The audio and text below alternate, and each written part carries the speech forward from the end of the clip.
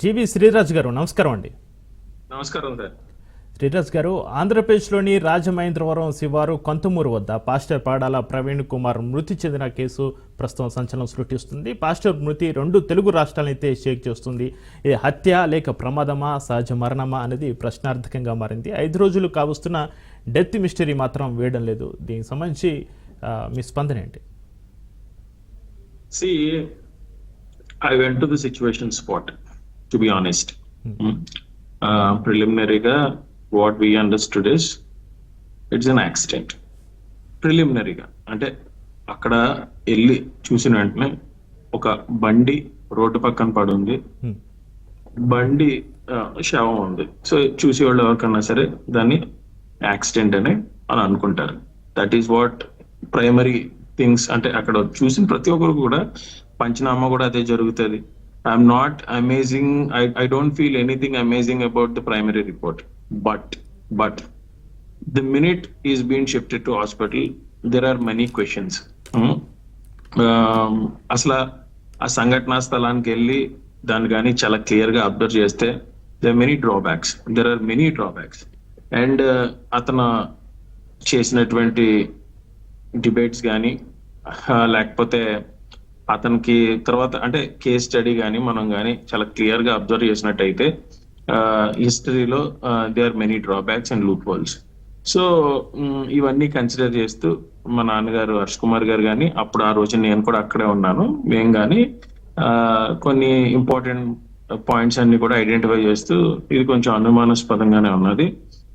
And public దగ్గర నుంచి ఇంత హ్యూజ్ రిప్రజెంటేషన్స్ వస్తున్నాయంటే ఇది మర్డర్ అని చెప్పి, why don't you consider filing an FIR that it is a murder first of all and clearly investigate. అంటే దీన్ని యాక్సిడెంట్ అని అంటే మనిషి చూసినోడికి ఎవరన్నా సరే ఇప్పుడు రోడ్డు పక్కన శవం పడి ఉంది, దాని మీద బండి డ్యామేజ్ అయ్యి ఉందంటే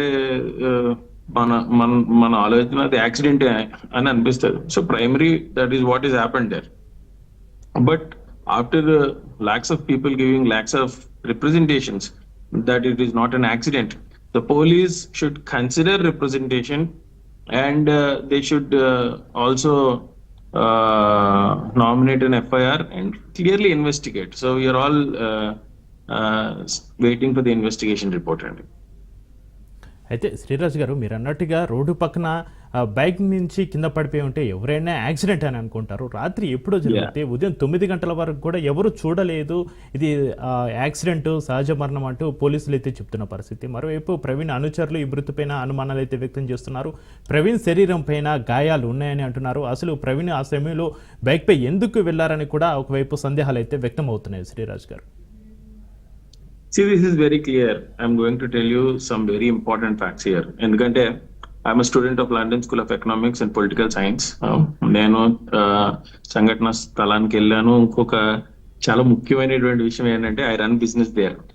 పాస్టర్ గారికి ఏదైతే యాక్సిడెంట్ జరిగిందో అక్కడి నుంచి కరెక్ట్ గా 100 meters డిస్టెన్స్ లోని ఐ ఎస్టాబ్లిష్డ్ రిసార్ట్, పేరు ప్రకృతి వేదిక అని చెప్పి కొంతమూరులోనే. లాస్ట్ 2 years లో నేను అక్కడికి దగ్గర ఇప్పుడు వచ్చి ఎంత కాదనుకున్నా ఒక 1000 సార్లు వెళ్ళొచ్చి ఉంటాను. ప్యూర్లీ అక్కడైతే మటుకు లారీలు కానీ ఇవన్నీ చాలా స్పీడ్ గా వెళ్తాయి. మిగిలిన కామన్ పబ్లిక్ మాట్లాడినట్టు నేను మాట్లాడలేను. ఎందుకంటే ఆ యాక్సిడెంట్ స్పాట్ ఏదైతే జరిగిందో అక్కడి నుంచి 100 meter డిస్టెన్స్ లోనే ప్రకృతి వేదిక అనే ప్రాంగణంలో మా కళ్యాణ మండపం ఉంది. మేము ప్రతిరోజు నేను కానీ నాన్నగారు కానీ మా ఫ్యామిలీ అందరూ ఇలా కూర్చుంటాం. So we are aware of the traffic there. మీరు ఏమడిగారండి ఇప్పుడు? నేను అయితే శ్రీరాజ్ గారు, అక్కడ ప్రవీణ్ శరీరం పైన గాయాలు ఉన్నాయని అంటున్నారు. మీరు కూడా ఆ స్పాట్ ని చూసాం, ఆ ఇన్సిడెంట్ జరిగినప్పుడు అక్కడి దగ్గరికి వెళ్ళి చూసాం అంటున్నారు. మీరు ఏమేమి ఐడెంటిఫై చేశారు? So see the most important fact here is Hyderabad నుంచి కొవ్వూరు వరకు కూడా everything is national highway. Nowhere there is state highway. And construction of national highway is very systematically done. But Kovvuru నుంచి దివాన్ చెరువు వరకు మధ్యలో ఉన్నటువంటి ఊర్లు, కొవ్వూరు మధ్యలో ఉన్నటువంటి 3 పంచాయతీలు, ఒకటి కాతేరు, కొంతమూరు, దివాన్ చెరువు, ఈ 3 పంచాయతీల్లో ఎస్టాబ్లిష్ చేసినటువంటి రోడ్డు స్టేట్ హైవే. మళ్ళీ దివాన్ చెరువు నుంచి వైజాగ్ వరకు నేషనల్ హైవే. ద ఎక్కడన్నా మీరు చూడండి, నేషనల్ హైవేలో యాక్సిడెంట్లు చాలా తక్కువ జరుగుతాయి, because it is under the purview of a national engineer. But the state highway have many drawbacks. So definite గా this is the state highway and the state government is very much responsible for this. ఇప్పుడు వచ్చి ఎందుకంటే ఆ state highway construction పనులు కూడా చాలా దురదృష్టకరమైన రీతిలో జరిగినాయి. That is first my observation. And second important thing ఏంటంటే, ఇంకోటి ఏదో చెప్పారు, ఇట్స్ అ లాంగ్ క్వశ్చన్. ఏంటంటే ఇక్కడ నేను అబ్జర్వ్ చేసినటువంటి చాలా ఇంపార్టెంట్ ఫ్యాక్ట్ ఏంటంటే, సో నేషనల్ హైవే మీద ఎక్కడో దగ్గర కొంత లైట్ ఉంటది. సో ఇక్కడ ఇది స్టేట్ హైవే కాబట్టి ఇక్కడ ఏ విధమైనటువంటి లైట్ ఉండదు. ఇది యాక్సిడెంట్ కాదా, at the very same time దాని మీద ట్రావెల్ చేస్తున్నటువంటిది పాస్టర్ గారా కాదా అనేది మనం చాలా క్లియర్ గా ఎస్టాబ్లిష్ చేయాలంటే, ఇక్కడ మనం అబ్జర్వ్ చేయాల్సినటువంటి చాలా ఇంపార్టెంట్ విషయం ఏంటంటే, యాక్సిడెంట్ అనేది ఈవినింగ్ 8 o'clock జరిగిందండి. బట్ ఇక్కడ చాలా ఇంపార్టెంట్ విషయం ఏంటంటే, ఖచ్చితంగా పాస్టర్ గారు మధ్యాహ్నం 12 గంటలకి హైదరాబాద్ నుంచి స్టార్ట్ అయి ఉంటారు. బట్ అప్పుడైతే డే లైట్ చాలా పుష్కలంగా ఉంటది. పోలీసు ఇన్వెస్టిగేషన్ రిపోర్ట్ లో ప్రజల్ని ఫస్ట్ ఏదైతే నెంబర్ ఆఫ్ పీపుల్ ఇది యాక్సిడెంట్ కాదు మర్డర్ అని క్లియర్ గా చెప్తున్నారో, పాస్టర్ గారి బైక్ యొక్క హెడ్ లైట్ మధ్యలో ఎక్కడో ఆఫ్ చేసి దాడి చేయడం వల్లే పగిలింది, లేకపోతే అక్కడ పగలగొట్టారు అని అంటున్నారు. వీటన్నిటికీ కూడా ఎస్ ఆర్ నో చెప్పాలంటే, first they have to release a video of the start point of pastor గారు. ఎందుకంటే దిస్ ఈస్ వెరీ ఇంపార్టెంట్. ఇప్పుడు మధ్యాహ్నం 12 గంటలకు ఆయన స్టార్ట్ అయ్యి ఉంటారు కదండి. 12 గంటలకి ఆయన స్టార్ట్ అయ్యే క్రమంలో there is pure day light. అప్పుడు ఆ బండి కండిషన్ ఏంటనేది ఎక్కడో దగ్గర ఏదో సీసీ కెమెరాలో చిక్కు ఉంటది కదండి. దాన్ని గాని పోలీస్ డిపార్ట్మెంట్ గాని సేకరించి దాన్ని గాని రిలీజ్ చేయగలిగితే ఫస్ట్ ఎంతో అనుమానాలకి ఒక ఫుల్ స్టాప్ పడే అవకాశం ఉందండి. ఈ ఇన్వెస్టిగేషన్ ప్రాసెస్ అనేది డిలే అవడం వల్ల చాలా అన్రెస్ట్ అనేది క్రియేట్ అవుతుందండి. వెరీ బిగ్ 5 రోజులు అవుతుంది కాబట్టి పోలీసుల పైన ఒత్తిడి కూడా అదే విధంగా. ఇంకోటి ఏంటంటే 5 రోజులు అవుతుందండి. ఇంకోటి ఏంటంటే సీసీ కెమెరాలు క్లౌడ్ రికార్డింగ్ లో ఉంటాయి. 3 రోజుల కన్నా ఎక్కువ డేటా ఉండదు. ఈ డిలే తీయడం వల్ల కీలకమైనటువంటి ఆధారాలు మిస్ అయ్యే ఛాన్స్ ఉంది. పోలీస్ వారిని మేము ఫస్ట్ నుంచి కూడా చేస్తుంది. ఎందుకంటే you please fast in this process అని అంటున్నాం. ఎందుకంటే ఇప్పుడు సంఘటనా స్థలంలో ఎవరైనా సరే దీని యాక్సిడెంటే అనుకుంటారు. But there are many questions. You kindly fasten or speed track or whatever it is, మీరు ఇమీడియట్ గా దీన్ని కొంచెం స్పీడప్ చేయండి అని ఎందుకు కోరుతున్నాం అంటే, కీలకమైన ఆధారాలు సేకరించే సమయం లేట్ అయితే they going to be missing. అయితే శ్రీరాజ్ గారు, కొంతమూరు శివారుకి రాకముందే అతని పైన దాడి జరిగింది. అక్కడ అతని బైక్ చూస్తే హెడ్ లైట్ పనిచేయడం లేదు. అక్కడికి ఏదో టోల్ గేట్ ఉందో కొంతమూరుకి near by toll gate, yes, అక్కడికి రాగానే అతని బైక్ కూడా చాలా నిదానంగా నడుపుతున్న పరిస్థితి. సో దీన్ని బట్టి చూస్తే మొత్తంగా అతని పైన ఎవరు దాడి చేశారని కూడా అనుమానాలు అయితే వ్యక్తమవుతున్నాయి. వారిపైన దాడి చేయాల్సిన అవసరం ఎవరికి ఉందంటారు? మీరేమంటారు శ్రీరాజ్ గారు? దాడి చేయాల్సిన అనుమానాలు అంటే, to be frank and honest, మనం ఓపెన్ గా మాట్లాడుకుంటే క్రిస్టియన్ కమ్యూనిటీలో చాలా మంది పాస్టర్స్ ఉన్నారు. From the very beginning we have been following doctor Dinakaran గారు. మా ఫ్యామిలీకి very close. And doctor Paul Dinakaran గారు కానీ, పెద్ద దినకరన్ గారు కానీ మా ఇంటికి కూడా వచ్చారు. అండ్ మేము రాజమండ్రిలో ఎప్పుడు మీటింగ్ అయినా సరే they use to come to my house. But there is no such kind of threats on Dr. Dinkaran's family. So ఏంటంటే, ఇక్కడ 2 important things. ఒకటి, క్రిస్టియానిటీని ప్రీచ్ చేయడం. 2, talking about other religions. So క్రిస్టియానిటీని ఒక్కదాన్ని ప్రీచ్ చేసే పాస్టర్స్ ఎవరికి కూడా there is no threats. But other religions గురించి మనం మాట్లాడి డిబేట్స్ లో పాల్గొన్నప్పుడు, అదర్ రిలీజియన్స్ లో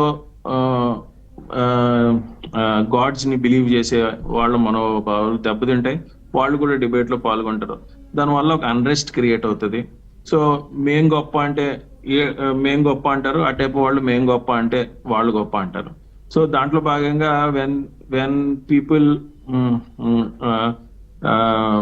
participate in controversial debates, there is always వాళ్ళకి కొంత సపోర్ట్ వస్తుంది, అంతే నెగిటివిటీ కూడా వస్తుంది. సో ఆ నెగిటివిటీ అనేది కక్ష సాధింపులో భాగంగా ఎంత తీవ్రమైనటువంటి వైపు అన్నా దారి తీయచ్చు. So we cannot say today we can consider pastor గారు is one of such victim. అయితే పోలీసుల ఇన్వెస్టిగేషన్ ఏ విధంగా సాగాలంటారు? పోలీస్ ఇన్వెస్టిగేషన్ అంటే నాకు తెలిసినంత వరకు రాజమండ్రి ఎస్పీ గారు ఒక నిజాయితీ గల ఆఫీసరే, అందులో ఏ విధమైనటువంటి తిరుగులేదు. Is a good guy and at the very same time ఆయన చాలా సిన్సియర్ ఆఫీసర్. అందులో I cannot comment that is corrupted or nothing. Rajahmundry SP is a good officer, అందులో ఏ విధమైనటువంటి అనుమానం లేదు. మిగిలిన వాళ్ళు ఎలా ఉన్నా సరే I can't comment on each and every individual, but Rajahmundry SP is a sincere officer. I strongly believe that. So ఆయన నేతృత్వంలో జరుగుతుంది కాబట్టి మాకు కొంత ఓకే బాగానే జరుగుతుంది అని అనిపిస్తుంది. కాకపోతే there are few things that you need to consider. ఆ ముందు రోజు ఇప్పుడు నిన్న కాక మొన్న నైట్ డాక్టర్స్ బృందం ఎస్పీ గారు బంగ్లాకి వెళ్ళినట్టు మా దగ్గర చాలా కీలకమైనటువంటి సమాచారం ఉంది. We are having very very very very clear information. ఇప్పుడు డాక్టర్స్ బృందం ఎస్పీ గారి బంగ్లాకి వెళ్ళాల్సినటువంటి అవసరం ఉంది అంటే ఇక్కడ టూ థింగ్స్.